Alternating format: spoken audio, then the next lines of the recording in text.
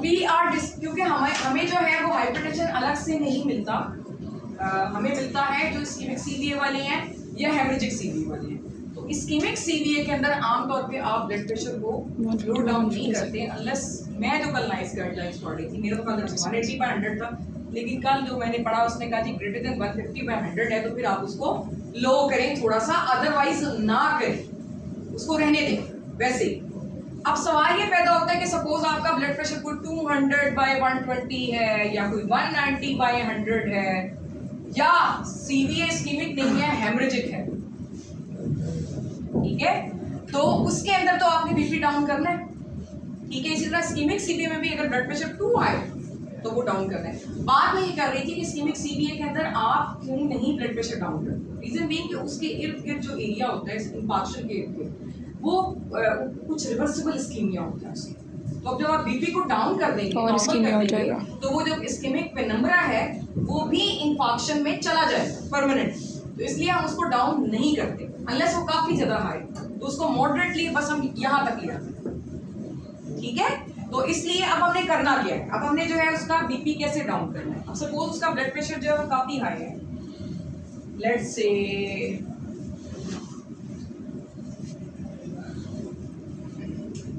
200/120 है या 190/120 है, तो this is an hypertensive urgency, emergency. Anyway urgency और इमरजेंसी में फर्क सिर्फ इतना होता है कि अर्जेंसी के साथ आपका मरीज जो होता है वो बिल्कुल आराम सुकून से ओपीडी में आ रहा होता है, और जब आप उसका बीपी चेक करते हैं तो वो ज्यादा है, इसका मतलब ये है कि वो एट रिस्क जरूर है of developing and organ failure, यानी कि उसकी आईज इन्वॉल्व हो सकती हैं, उसका हार्ट इन्वॉल्व हो सकता है, उसका किडनी इन्वॉल्व हो सकता है, लेकिन अभी तक हुआ कुछ नहीं, वो आराम सुकून से बैठा है।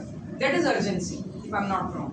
इमरजेंसी इज कि when it has started damaging target organ damage, यानी कि उसकी एनकेफेलोपैथी डेवलप हो गई है, या उसका किडनी डैमेज हो गया है, एन्यूरिया डेवलप हो गया है उसका, या उसका आईज के अंदर कोई फोकल न्यूरोलॉजिकल डेफिसिट आ गया, फिट्स वगैरह पड़ना शुरू हो गए। तो दोनों अर्जेंसी और इमरजेंसी के अंदर आपने ब्लड प्रेशर को डाउन करना है। अर्जेंसी के अंदर आप ओरल से कर सकते हैं, लेकिन इमरजेंसी में then you have to go on IV. Emergency is more serious condition ना, उसके लिए हम देते हैं लेबेटालॉल। बच्चों को लेबेटालॉल भी देना नहीं आता, हालांकि मैं कई दफा बता चुकी। 50 मिलीग्राम का ये एक एम्प्यूल होता है लेबेटालॉल का, आप 2 एम्प्यूल लेते हैं यानी 100 मिलीग्राम, ठीक है। उस 100 मिलीग्राम को आप डालते हैं 100 सीसी नॉर्मल सलाइन इन माइक्रोब्यूल, ठीक है। जब आप 100 मिलीग्राम लेबेटालॉल 100 सीसी के अंदर डाइल्यूट कर देते हैं तो इसका मतलब है 1 सीसी के अंदर कितने मिलीग्राम हुए, 1 मिलीग्राम। तो डोज यही है 1 मिलीग्राम पर मिनट कंटिन्यूस इन्फ्यूजन, ठीक है।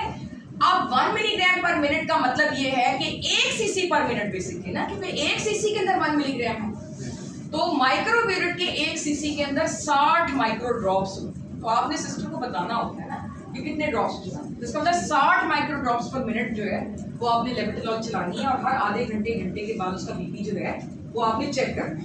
अब है ये 60 माइक्रो ड्रॉप, मैं आपको कहती हूँ to be on the safe side आप इसको 15 से शुरू कर दें, नहीं कंट्रोल हो रहा 20 कर दें, 25 कर दें, 30 कर दें, 60 तक लें। मैंने बच्चों से राउंड में पूछा, उन्हें पता ही नहीं लेबेटालॉल कैसे देते हैं। So this is the how you give लेबेटालॉल। Is it clear now? Yes ma'am. अच्छा, उसके बाद आ जाता है कि अब आपके लेबेटालॉल से ब्लड प्रेशर उसका हो गया 160 या 150 तक आ गया। अब आप एट दिस पॉइंट उसको ओरल दवाई शुरू कर दें। ओरल दवाई के अंदर जो है वो आपके पास सिंगल मेडिसिन भी होती हैं, जैसे कि एमोडिप है, एमलॉडोपिन, कैल्शियम चैनल ब्लॉकर 5 मिलीग्राम में आ रही है, 10 मिलीग्राम में आ रही है। इसके अलावा आपके पास एस इनहिबिटर है जो जेस्ट्रिल है, ठीक है, वो भी 5 और 10 में आ रही है, ये याद करें, फॉर गॉड से लिख लें। एमोडिप है, जेस्ट्रिल है, रेनिटेक भी यही चीज है, ठीक है। कुछ दवाइयां आपको याद होनी चाहिए। इसके अलावा इजी डे वो एंजियोटेंसिन 2 रिसेप्टर ब्लॉकर, वो 25 में आ रही है, 50 में आ रही है, ठीक है, इसमें आ रही है इजी। ये है सिंगल दवाइयां, पहले तो इनको आप याद करें। अगर उसका ब्लड प्रेशर फॉर एग्जाम्पल कोई है, कोई 150 के करीब है, तो सिंगल दवाई से गुजर रखे, उसको दो ना दें फिर, ठीक है। लेकिन अगर आपको लगता है कि नहीं यार ये तो ब्लड प्रेशर फिर दोबारा चढ़ गया और आपने दो देनी है, तो आप दो का सुन लें कि कौन कौन सी है, कोई एक दो याद करें उसमें से। जनाब कोइजिडे है, कोइजिडे जो है it is the combination of your angiotensin 2 blocker and thyroid, ठीक है। ये आती है 50/12.5 मिलीग्राम में, 50 उसमें से लोसार्टन है और ये थायराइड है। इसके अलावा अगर इससे कंट्रोल नहीं होता 100/12.5, सही। अब अगर आप डाययूरेटिक नहीं देना चाहते, क्योंकि सीवीएस में ये होता है कि हम कोशिश करते हैं कि उसकी डिहाइड्रेशन ना हो, और डाययूरेटिक्स जो होते हैं they are prone to cause dehydration, आप ये नहीं देना चाहते हैं, तो आप फिर combination of calcium channel blocker and ACE inhibitor दे सकते हैं। वो आपका आता है इजीडे ड्यू के नाम से, दैट इज लोसार्टन एंड शायद इम्लॉटिप्रियस, ठीक है। ये नहीं देना तो कोवैम है, ठीक है। अगेन जो कोवैम है वो कॉम्बिनेशन है आपका एस इनहिबिटर का and calcium channel, if you don't want to give direct. XR है। अच्छा, अब ये तीन दवाइयां मैंने आपको बताई हैं, इजीडे ड्यू, कोवैम, एक्सआर, ये किसके स्ट्रेच में आ रही है, ठीक है। ये आपने आज ग्रुप में अपलोड करना है। कौन करेगा upload? Raise your hands. Volunteer, तुमने पेंसिल उठाई और यूं कर, क्यों? इसमें कौन सी मुश्किल बात है? गूगल पे आपने सर्च करना है, सो आई वुड एक्सपेक्ट। कहने का मतलब ये है कि इनमें भी स्ट्रेंथ्स हैं। सपोज ये 50 और 5 में है, तो हो सकता है कि ये 100 और 10 में भी हो, तो अगर इससे नहीं कंट्रोल हो रहा तो ये मंगवा दो। समझ आ रही है? You have many options, you have many options. फिर उसके बाद अगर 2 दवाइयों से भी आपको लगता है कंट्रोल नहीं हो रहा, फिर 3 दवाइयों पर आ करते हैं। 3 दवाइयों के अंदर आ जाती है आपकी कोएक्सट्रॉल, इसकी भी स्ट्रेंथ मुझे चाहिए ग्रुप में, ओके, ठीक है। इसकी भी 2 स्ट्रेंथ्स हैं, एक में कम है डाययूरेटिक, में ज्यादा है। फिर एक्सआर प्लस, फिर कोवैम प्लस और ट्राइफॉर्म। सो आई वांट कि कम से कम इसमें से 2-3 दवाइयां जो है ना, हर बंदा, हर बच्चा सिंगल कैल्शियम चैनल ब्लॉकर और एस इनहिबिटर सिंगल दवाई, उसके नाम आपको पता हो, ड्यूल मेडिसिन उसके नाम आपको पता हो, और ट्रिपल मेडिसिन उसमें डाययूरेटिक भी आता है, उसके नाम आपको पता, और आप उसको खुद लिखो। क्लियर? बाकी जहां तक सवाल रह गया कि आपके ओपीडी के अंदर जो सिंपल हाइपरटेंसिव पेशेंट्स आते हैं उनको कैसे डील करना है, तो उसके लिए मैं आपको बता दूंगी। तो थी हेमरेजिक और इस्केमिक सीवियर की बात थी जो वार्ड में आते हैं। ओपीडी में अगर एक मरीज आता है जिसकी एज लेस देन 55 है, यानी वो यंग है, तो उसमें हम कौन सी दवाई देंगे? एनी गुड बॉय और girl ACE inhibitor, ACE inhibitor देंगे। अगर एस इनहिबिटर से कंट्रोल नहीं हो रहा तो फिर बीटा ब्लॉकर का कोई role, calcium channel, calcium channel, ठीक है। अगर उससे भी कंट्रोल नहीं हो रहा तो फिर डाययूरेटिक, ठीक है। लेकिन अगर बंदा बूढ़ा है या है तो यंग लेकिन ब्लैक है, अफ्रीकन,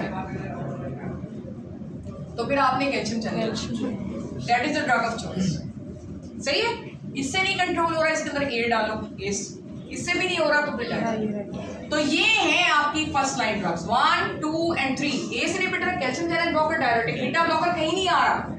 बीटा ब्लॉकर उस वक्त दे सकते हो अगर हाइपरटेंशन पेशेंट को है और साथ इस्कीमिक हार्ट डिजीज इंजाइना है, तो फिर आप बीटा ब्लॉकर दो, अदरवाइज बीटा ब्लॉकर का कोई रोल नहीं।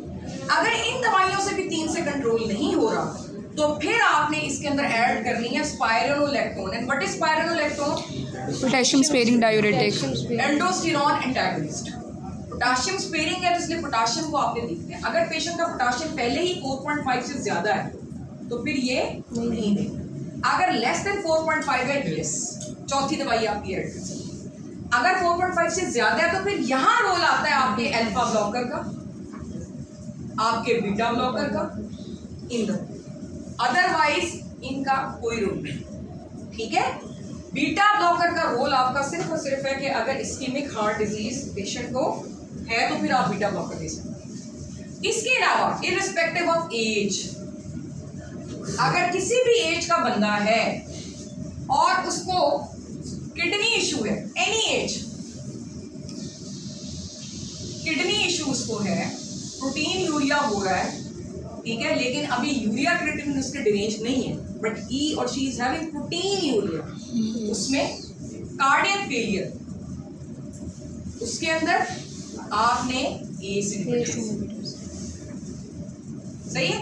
लेकिन अगर किडनी फेलियर इतना ज्यादा है कि क्रिएटिनिन उसका काफी डिरेंज हो गया तो फिर कैल्शियम चलेगा। समझ आ गई? सो बंद करें इसको, मैं